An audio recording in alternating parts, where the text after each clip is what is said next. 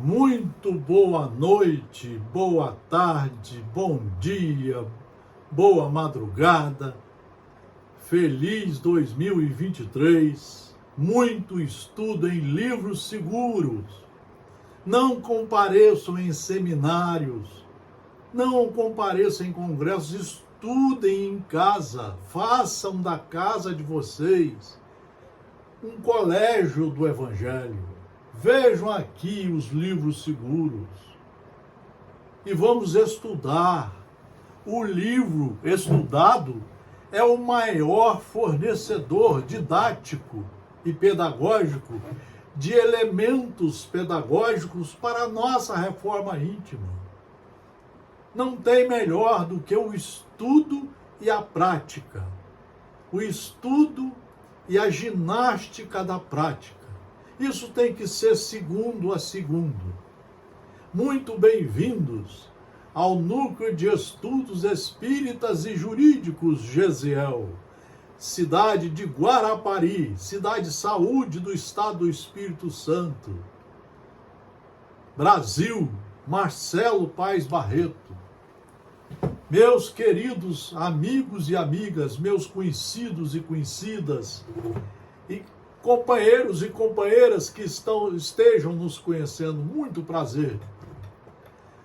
Na minha vida, a partir de 1968, a coisa mais importante da minha vida, depois da família, foi a doutrina espírita. O livro dos Espíritos, o livro dos Médiuns, o Evangelho segundo o Espiritismo, o céu e o inferno, e a Gênese, as 5 obras básicas da doutrina dos espíritos superiores, da doutrina espírita. Esta obra, a doutrina espírita, o Consolador prometido, o Explicador prometido, foi anunciado por Jesus.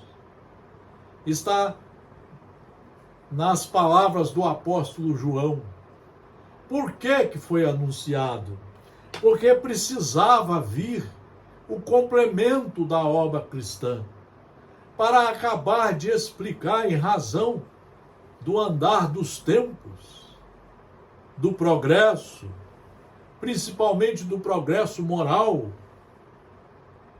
Precisava vir o explicador das leis de Deus. Quando Moisés lançou os mandamentos, Jesus veio 2, 3 mil anos depois e não tirou uma vírgula sequer dos mandamentos. Jesus não veio destruir a lei, quer dizer, a lei de Deus. Ele veio cumpri-la. Veio desenvolvê-la, dar-lhe o seu verdadeiro sentido e apropriá-la ao grau de adiantamento dos homens. Então Jesus pegou aqueles mandamentos e mostrou como é que eles devem ser exercitados na prática. Queridos amigos, depois da doutrina espírita, da obra de Jesus, que é o cristianismo primitivo, e aqui está o conjunto do cristianismo, passou a ser de suma importância para mim o Estado democrático de direito, porque eu entrei na Faculdade de Direito da Universidade Federal do Espírito Santo em 1970.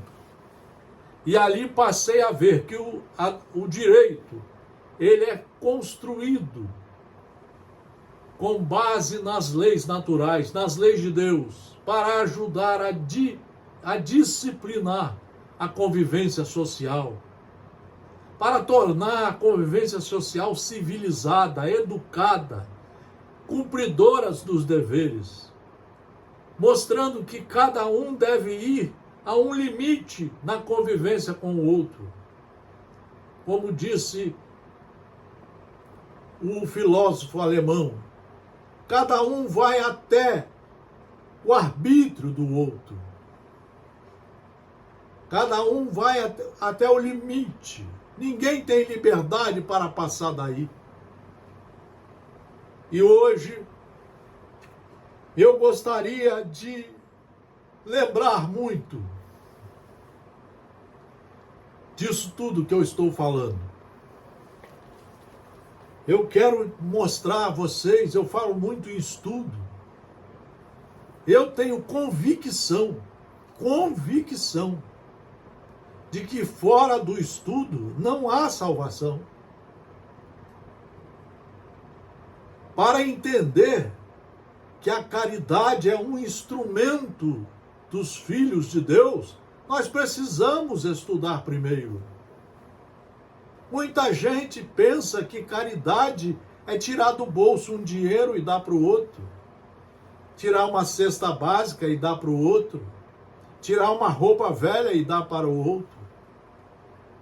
Essas seriam caridades muito primitivas, que deixarão de existir quando nós todos soubermos trabalharmos pela vida social de forma igualitária, onde todos seremos iguais nos direitos fundamentais, onde nos trataremos como irmãos, onde os governos serão escolhidos para administrar os bens do povo, dividindo esses bens irmãmente com todos. Todos deverão ter moradia, direito ao estudo, à saúde, à educação, ao transporte.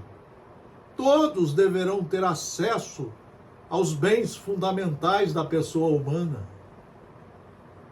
E aí a maior caridade vai ser exatamente o que diz o Livro dos Espíritos: a benevolência, a indulgência e o perdão.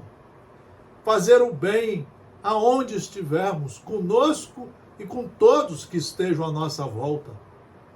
Ou seja, na sociedade de um modo geral. Não olhar o defeito de ninguém, para vivermos todos de forma respeitosa. Não falarmos mal de ninguém. Não testemunharmos o falso testemunho, principalmente pelas costas das pessoas. Quando formos verdadeiramente cristãos, a caridade vai ser a ferramenta mais utilizada.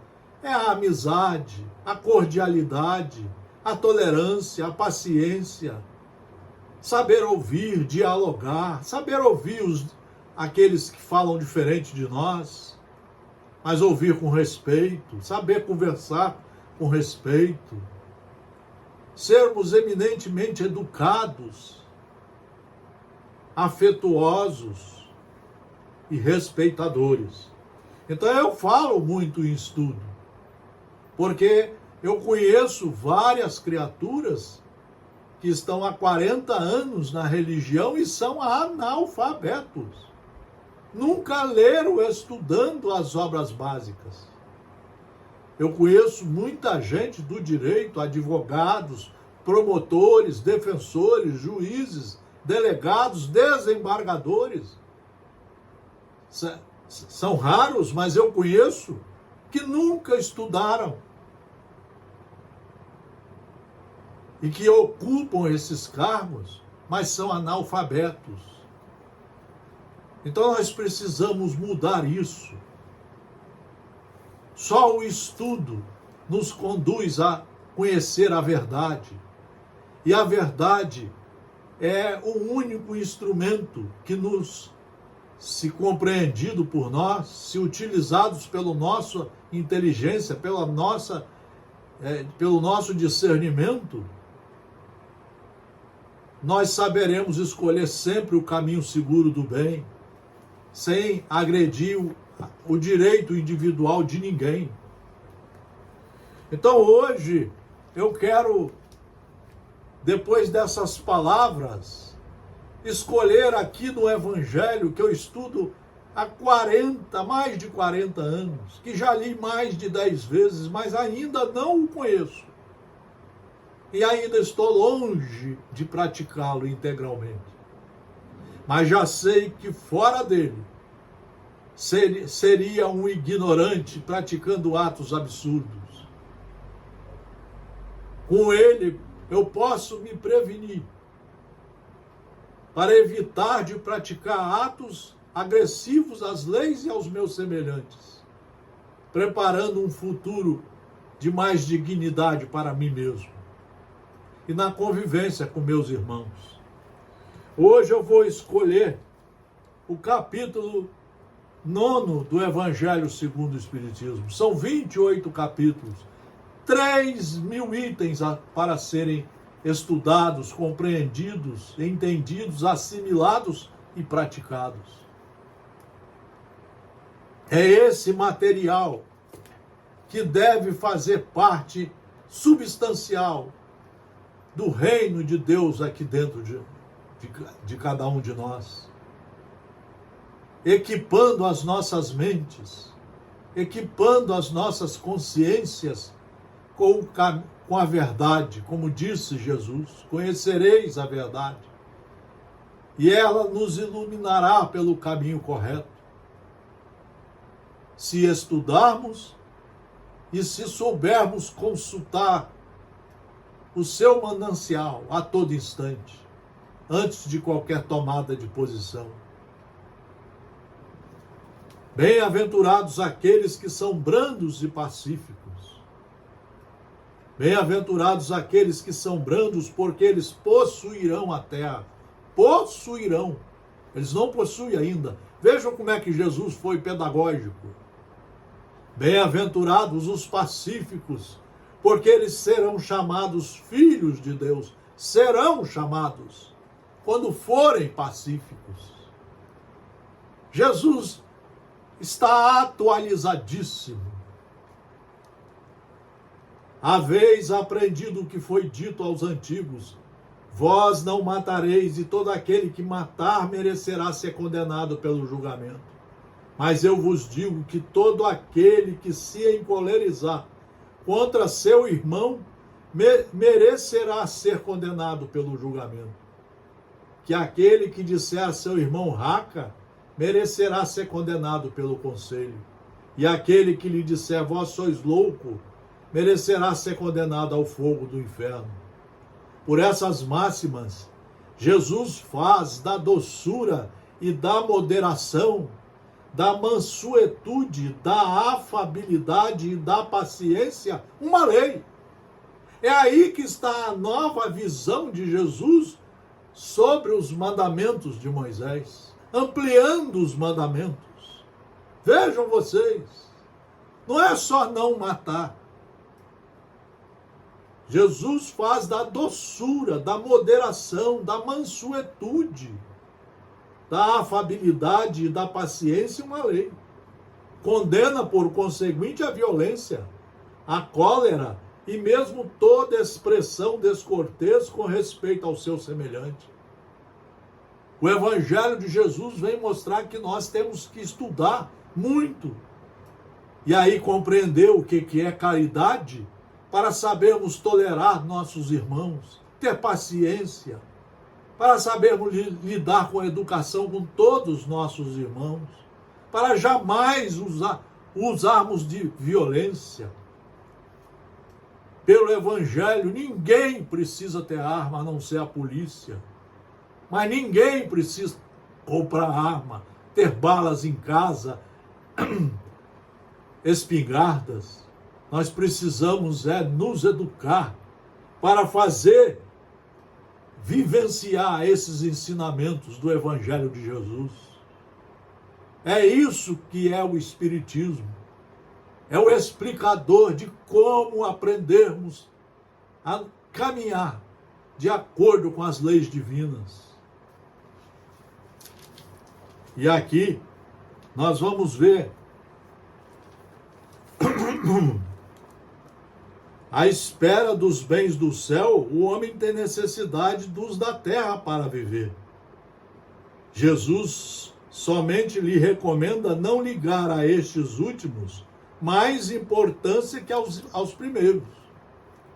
Jesus mostra que nós devemos cumprir as nossas tarefas materiais da encarnação, mas não devemos abraçar totalmente, de forma irracional, egoisticamente, os bens materiais, como temos feito.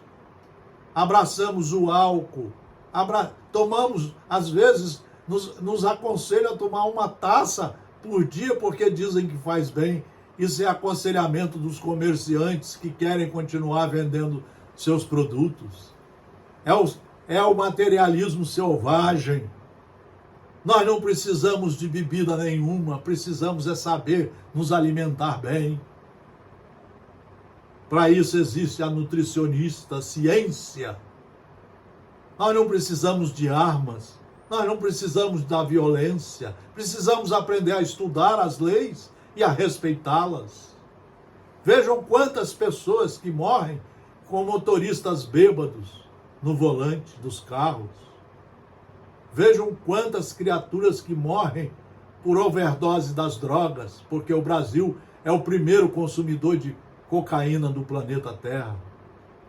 É o primeiro consumidor de bebidas alcoólicas.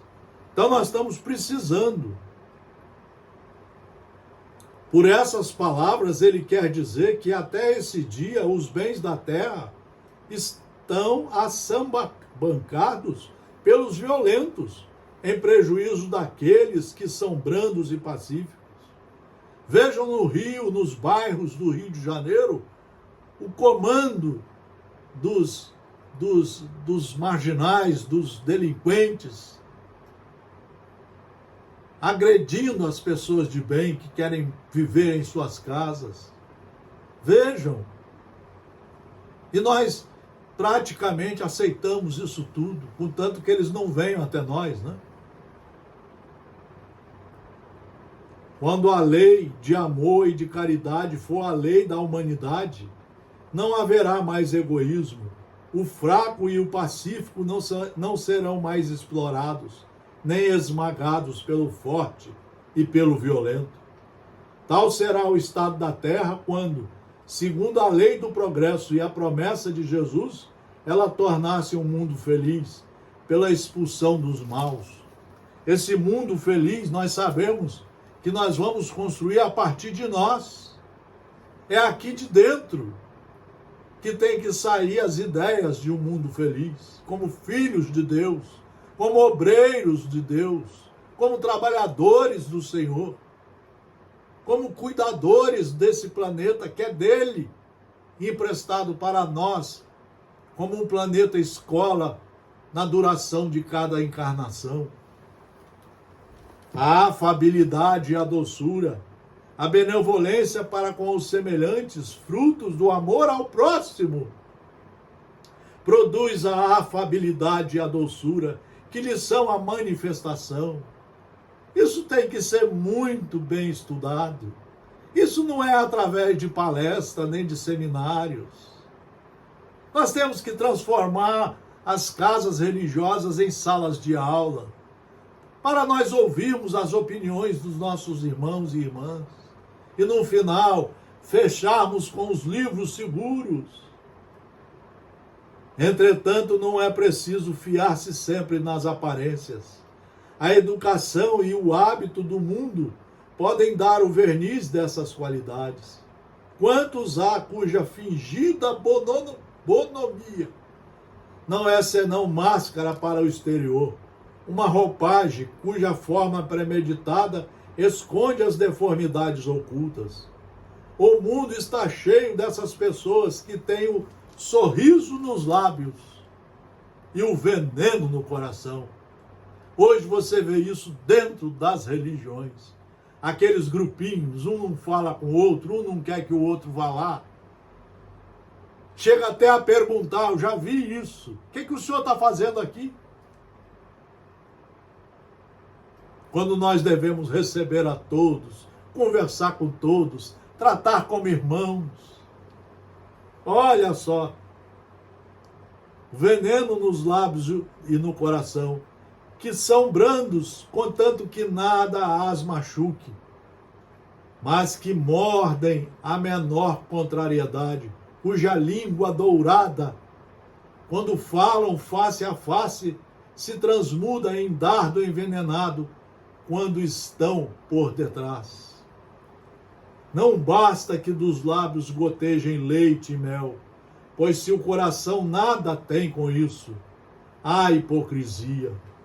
Aquele cuja afabilidade e doçura não são fingidas, não se contradiz jamais, é o mesmo diante do mundo e na intimidade. Ele sabe, aliás, que se pode enganar os homens pelas aparências, não se pode enganar a Deus. Lázaro, Paris, 1861. É por isso que eu só falo em estudo. Olhem que texto para ser estudado umas 30 vezes no ano, para ser pensado, para ser refletido, para colocarmos em prática conosco, com os nossos irmãos mais próximos, com os vizinhos, com os colegas de religião, de trabalho, com os parentes, com os animais, com as coisas do planeta, do mundo, com a limpeza da rua. Quanta coisa nós temos que pensar. E é uma pena. A maioria só vai lá uma vez por semana e depois nada mais faz a não ser conviver com esse materialismo selvagem que está toda hora a nos chamar. Vejam vocês, a paciência, a dor é uma bênção que Deus envia a seus eleitos. Não vos aflijais, pois, quando sofrerdes, mas bendizei ao contrário, o Deus Todo-Poderoso que vos marcou pela dor.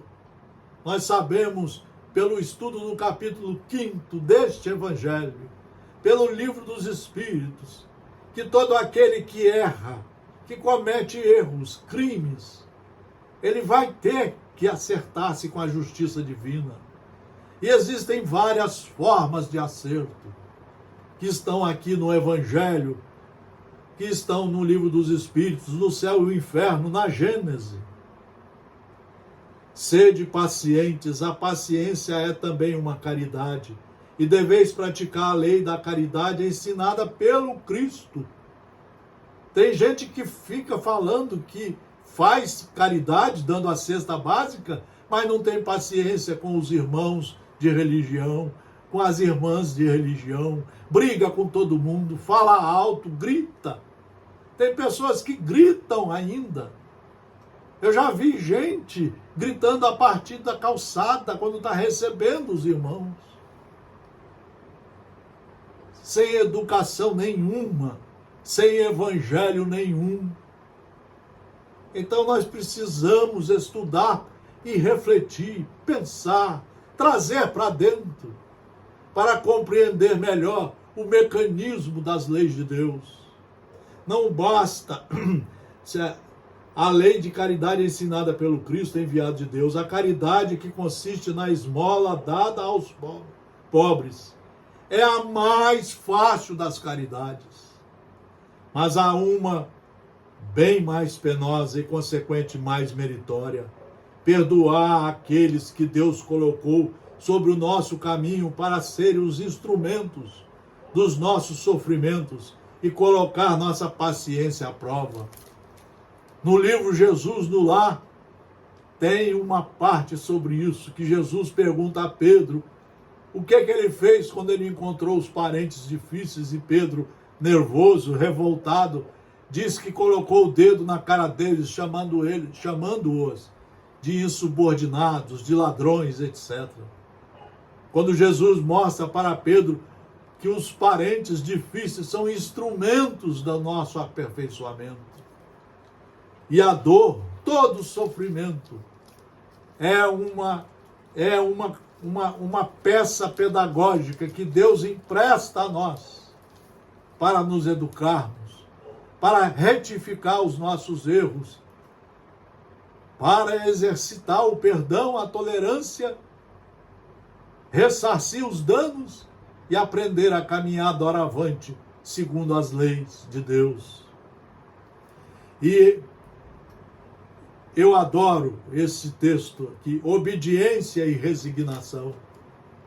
O Evangelho mostra para nós que ele só tem validade, ele só consegue ser válido na criatura que estuda. E faz parte do estudo a obediência aos preceitos estudados, a resignação. Quem para no sinal vermelho de forma nervosa, agressiva, freando, correndo, ele não entendeu nada da lei. Ele não tem obediência à lei. Ele não é resignado à lei. Por isso que ele arranca quando o sinal abre, sujeito a matar mais pessoas até. Quem compreende a lei, uma das primeiras características da compreensão de quem estuda de verdade é a obediência. Mas a obediência alegre, cumpridora das leis. É aquele que passa a fechar a porta com educação. Nunca mais ele bate a porta. Porque ele entendeu, compreendeu e agora está colocando em prática. A doutrina de Jesus ensina em toda a parte a obediência e a resignação. Duas virtudes companheiras da doçura, muito ativas, embora os homens as confundam erradamente com a negação do sentimento e da vontade. A obediência é o consentimento da razão. O indivíduo estuda, compreende, entende, assimila, traz pedagogicamente para dentro e passa a praticar de forma alegre. É difícil, mas ele passa a praticar alegre. Esse é o obediente de verdade. Esse é aquele que aprendeu os conselhos com seu pai, com sua mãe, com as professoras e agora com o Evangelho de nosso Senhor Jesus Cristo, de nosso Mestre. De nosso Mestre. A resignação é o consentimento do coração. Ele não fica mais revoltado em ser educado. Ambas são forças ativas porque carregam o fardo das provas que a revolta insensata deixa cair. Então, meus queridos amigos, nós precisamos estudar. E o final desse capítulo, como todos, é maravilhosamente pedagógico. O corpo não dá cólera àquele que não a tem, como não dá os outros vícios. Todas as virtudes e todos os vícios são inerentes do espírito. Nós temos que educar o espírito. Quem pega o copo de cachaça é a mão, mas é o espírito que está determinando. Quem bate numa pessoa é a mão, mas é o espírito ignorante, encolerizado que está mandando. Por isso que nós precisamos educar o espírito. Daí a lei da reencarnação. Ele vai ter quantas encarnações necessárias forem até ele se educar na convivência com seus irmãos, no aprendizado e na prática das leis de Deus. Vejam, sem isso, onde estaria o mérito e a responsabilidade? O homem que é disforme não pode se tornar direito porque o espírito nada tem com isso, mas pode modificar o que é do espírito quando tem uma vontade firme. A experiência não vos prova, espíritas, até onde pode ir o poder da vontade pelas transformações verdadeiramente miraculosas que vedes se operar? Dizei-vos, pois, que o homem não permanece vicioso, senão porque quer permanecer vicioso. Mas aquele que quer se corrigir sempre o pode. De outra forma, a lei do progresso não existiria para o homem. Hahnemann, Paris, 1863. É igual o cavalo, dirigido pelo cavaleiro. O cavaleiro vai ter que aprender a dominar o cavalo. e o cavalo vai obedecer às ordens do cavaleiro. A mesma coisa o espírito. O espírito, quando está num corpo revoltado, não é o corpo que é violento, revoltado, metido a bater em todo mundo, a matar, a querer mais armas. Não! A querer voltar à ditadura. Não! É o espírito que não está educado, que adora a ditadura, que adora matar os outros, adora torturar os seus semelhantes, adora usufruir do poder corrupto. Então nós precisamos educar o espírito. É isso que o Evangelho de Jesus, o Evangelho segundo o Espiritismo, o livro mais completo para se estudar de 1 a 4 horas por dia, todos os dias, implementando a sua e a nossa reforma íntima, para um dia sermos obedientes, resignados, para um dia sermos criaturas do bem e fazer o bem, praticar o bem aonde estivermos. Por isso que eu gosto do estudo, por isso que eu vim com os meus bons professores que tive